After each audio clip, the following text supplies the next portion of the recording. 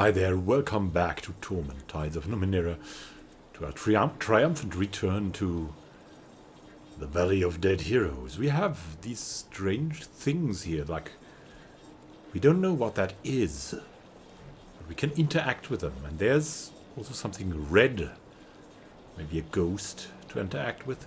This seems like lava. We don't really know what that is, we just know that these two people, we saved by not finding them. And what we want to do is carefully examine I'm going. what's going to be here.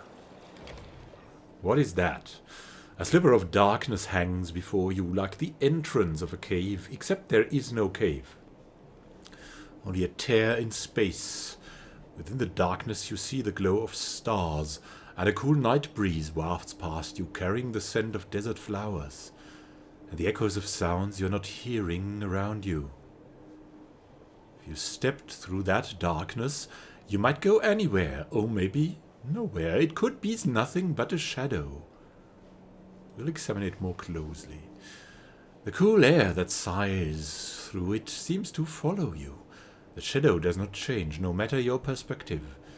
You have the discomforting feeling that your attention on it has drawn its attention to you, that it is somehow examining, analyzing, and assessing you. We'll walk into that. We're a nano. We're a curious nano. You step into the darkness and it envelops you, then dissolves you into twinkling motes, drifting in a sphere of light. Ooh. The light carries you through a black void, weightless, bodiless, selfless, toward another patch of starry sky. Then suddenly you are somewhere else. Here.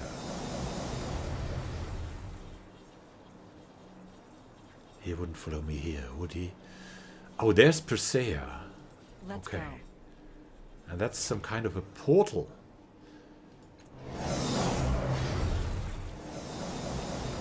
Let's examine that thing here first. A tear in space hangs before you, like a black spot on your retina. Something's different about this tear from the others in the valley. Looking into this one is like looking into an abandoned cave. No breeze or sound or lights stir within it, and its edges are slowly disintegrating. We need to examine it before it disappears. The darkness surrounds you, you are whipped by it. As if by a wind, it is a swirling vortex with no way ahead and no way back. The opening you passed through has vanished into utter blackness. A hail of tiny objects batters you in the dark, thrown by the wind. Rocks or bones or grit you cannot tell, then something large and sharp slams into you, and you wrestle with it for a moment before realizing it's a skeleton, though not human. As you try to shrug it off, you feel an object in its hand. You pry it free, and the skeleton falls past you.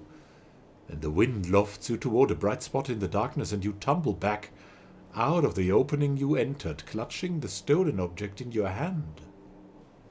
A stim. Confers stim. This old syringe contains a liquid that moves on its own, regardless of how it's held. The needle is pristine and adorned with strange symbols. When injected, the liquid inside grants a momentary and pure clarity, giving a significant boost to a single great challenge facing the user. Step into the darkness again. Into the dark whirlwind again and again. You are battered by debris before being spit back out. Same opening you came in. This is a portal to somewhere. It seems to be blocked. Okay, then let's step away. And we have a minor fettle, we have minor darkness by that. Stim. So where's the stim? We could give it to Rin, and Rin is still okay with that, so it's fine with her. Unstable detonation, stim consumes movement, whatever. At least Rin is still okay. Now what is this all? Who are these beings here? Of course. Their looks plagued, maybe. We don't know. Yes. We could now. talk to Persea now. The one Mimion pursued.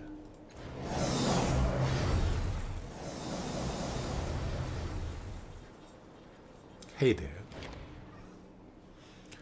You can recognize... Oh, not Mimion. Madonn. You recognize this woman from the description that Madonn gave you in Sega's Cliffs. This is Persea, Madonn's lost love. She certainly doesn't appear as confused as Madonn made her sound. Instead, she is studying the necropolis with a frustrated expression. Persea, isn't it? A man named Madonn? No, we'll just ask her first, and then we'll see how she reacts. What are you doing here? Trying to get into the necropolis, she says. Those damnable cultists won't let anyone near, though. She catches your eye. Never mind. None of this is your concern.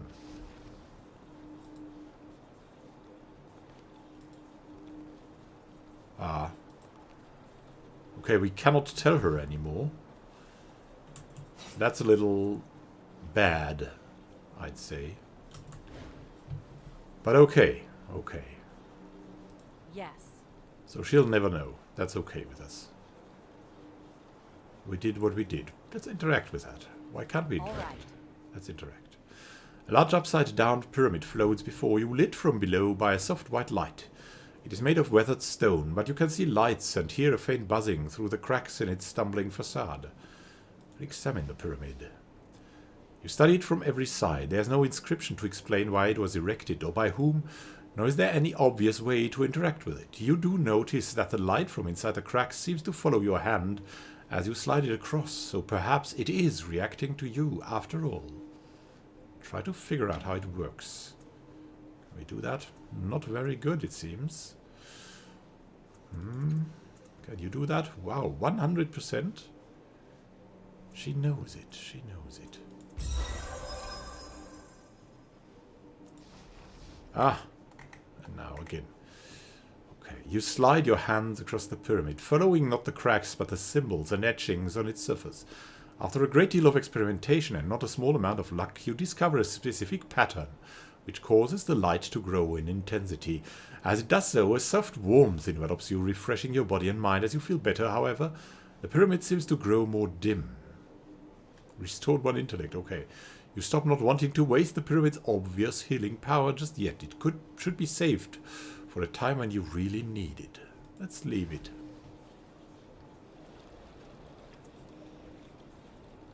Blob of 3, the cultists. Truly, this is the wasteland we wander in exile.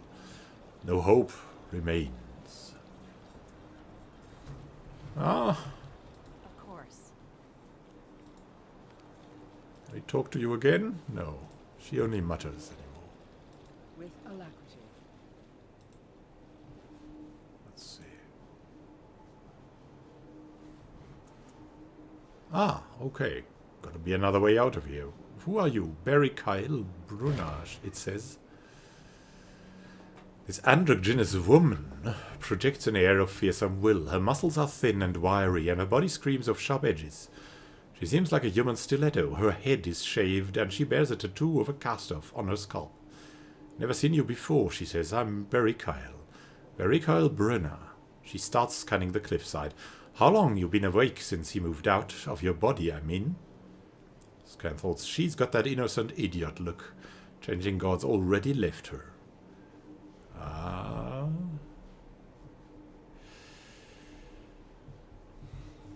Let's go into the full. What do you mean? How do you know I'm not the changing god?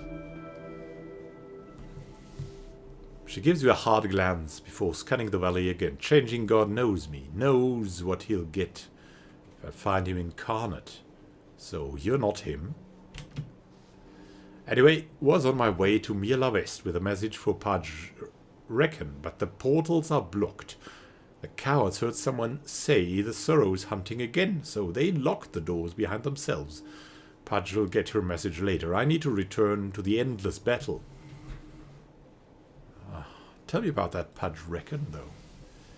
She flashes a quick look of surprise. Oh, right, you're new. Pudge is commander of the 1st Militia. Took up the mantle, keeping our cursed sire's forces contained. Smart woman, though.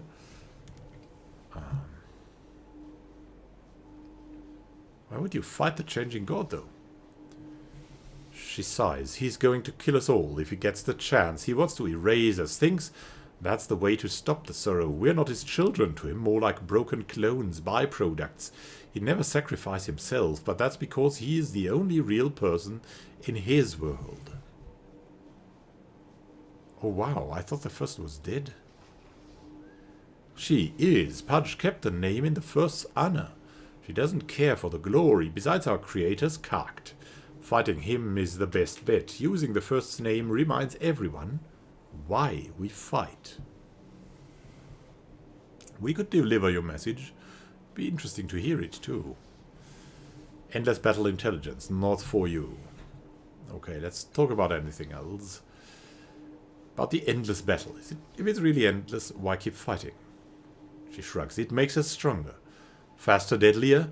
More of what we are. Strips away the dross of life and makes experience shine. Peacetime life is dull and worthless. Like watching life go past through a whale. War clarifies life, makes us better. Endless is a good thing if you keep that in mind. And mir lovest. She stares at you flatly for a moment. You feel a tickling at the back of your mind and she shrugs. See for yourself in you if you can get in. They've locked themselves away. Think they're going to find answers while they're tucked away from the world? She shrugs. Place has its uses, true. But it's mostly a bolt hole from the world. Death comes for us all. Mir lovest is just a place to prolong the waiting. And, how are you? Oh yeah, what's cowardly about keeping the sorrow out of mir lovest? Hasn't found them there for hundreds of years, but now they say it's time to close the doors, like it's going to trap sin. Been telling them that if the sorrow tries hard enough, it will get in. It can't stop that kind of power. And how are you going to get back to the endless battle? She points. I was looking at the path to Colne village, but it collapsed. Doesn't seem to be any way over these mountains either. No matter. I'll find a different way. She glances at you sidelong and sneers. Sooner rather than later, I think. Well, I'll be seeing you then. No, you won't. I'm done looking for a way over these twice damned mountains. Gonna find a different way out of the valley. Been real good talking with you, though. The tone in her voice makes you question the veracity of that statement. Okay. Farewell, Barry Kyle. With that, she strides off. Interesting. Really interesting. So, everyone tries to get away here and fight our creator. What's that? A recent landslide has closed off what was once a pass out of the valley. Yeah, we've heard about that thing already. And, who is there? Solana Markareth.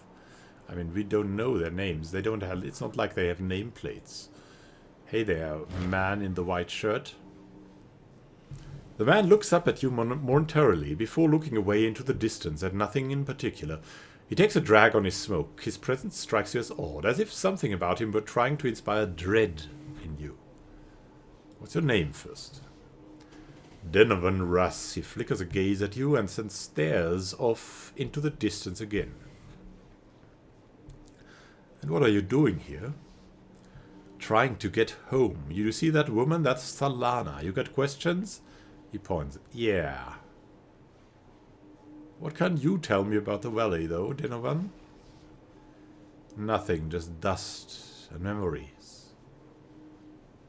Okay. Farewell. And Luca Merigali. Of which we don't know that he is called Luca Merigali.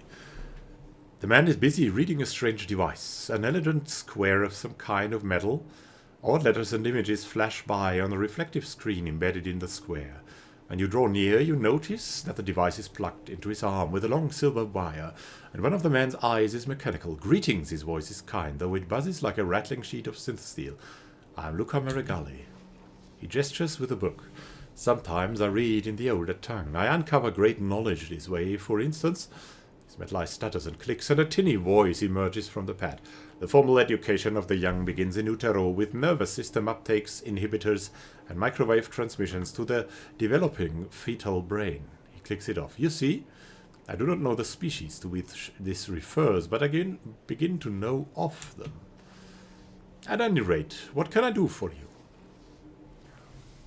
Oh, I'd very much like to examine you, Calistique says. With your permission, of course. Perhaps we can speak of what you've learned. I would enjoy the opportunity to share my knowledge with someone who can understand my words. Perhaps we can begin to speak of what I've just read. Of a certainty, Calistique murmurs, stepping close to examine the man. They speak in low voices to each other as she runs her hands across his prosthesis. At last she smiles, thanks him for his time, and backs away. Fascinating, she says. His realities have been smashed together, and it is not merely his mechanical brain that makes him distant and emotionless. It is the juxtaposition of multiple words. His singular humanity is broken. Speak to him yourself and judge his effect yourself. Tell me about yourself, then, good Luca. He nods. I have spoken my name already. The knowledge of my character is thus more important. I was a soldier. I travel with my friends, and I and my friends travel to our home, or at least this is our plan. He leans close. I admit to concern for my friends. They seem trapped in the past, paralyzed. They are not as they were when we set out. He gestures to the mechanical extrusions on his own body. Nor, to be fair, am I.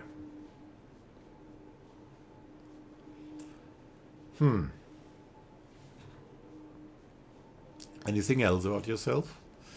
He frowns. I'm unwilling to commit personal details to a stranger. I've told you what I'm willing to share. No more. What do you mean when you say your friends are different? They were full of hope once. We and a dozen others set out from our home, an aldea west of Sega's Cliffs, to find fortune in the endless battle. We joined a recruiter in Sega's Cliffs and enlisted with the army of the changing god. We thought we were prepared. We were not. We were in trenches. We fought with bolt throwers, energy weapons, and detonations. That first day saw half our friends obliterated by a rogue particle wave that emanated from our side of the battlefield. And then we woke again in a new reality, our memories of the old world intact, but our bodies whole, except for Timpo, who was half dissolved in his new reality. So it went, incremental gains as a whole, with certain consequences carrying into new lives. Sometimes they would undo all your day's heroism for an unseen advantage. Other times we'd lose a friend forever.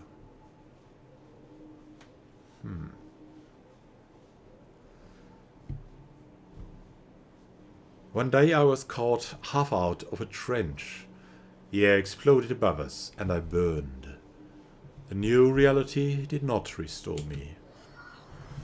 I spent some weeks under the care of chirurgeons. When I awoke, I was as you saw me, and our other friends had been killed. Solana and Donovan reacted very differently to me. They say I too have changed. I don't know. I know that I no longer fear. I do not remember much of emotion. I recall the fear and horror, but I do not recall its taste. And when I spoke to them, they agreed that it was time for us to leave before we became these forgotten names, lost in the flux of words. Scanthor's Timpo, Zad, Braskieth, so many names, all gone.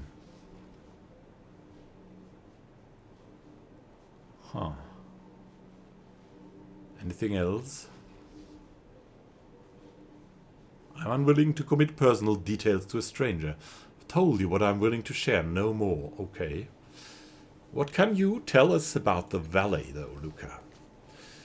It is a dry place. I tasted the water that bubbled up nearby. It was alkaline and included strange visions. My new metabolism protected me from the worst of it, and my friends, tasting it, they might have died. He looks down at his metal pad. We have found no bodies, nor anything of value. All is quiet, but this is a waypoint, not a destination.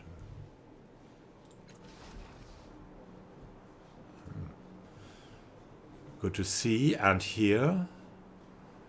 We've got Solana McQuarith. You see a slender woman, covered in worn brown robes, leaning over the fire, the cowl pulled low over her head. Her skin is a dark bronze color. Here to interrogate me, she pulls back her cowl enough for you to see that her long hair is more silver than brown, and the years of life on the road are apparent in her face. She looks weary and exhausted, except for her eyes, which burn like a golden fire. I am Solana McQuarith. What do you... Her eyes light on your tattoo, and she hisses. Skist! You bastards are all over the place here, eh? Look, I can't tell you anything, all right? We're done with your fighting.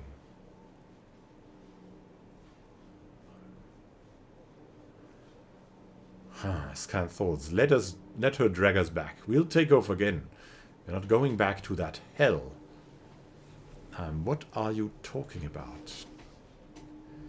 She looks confused for a moment. You're a cast-off, so either you are here to drag us back or kill us. She turns to her side and pauses, as if listening to words that you cannot hear. And she responds, no, I suppose you're right. Still, she's a cast-off. Who are you talking to? My men. Zad reminded me not all cast-offs are endless battle, but Timpo wants me to be careful with you. My God, there in her head. She holds up a finger. People have said they are not there because they can't see them, but they can't see you. So let's not have that conversation. She tilts back. So, are you here to kill us? Tell on us.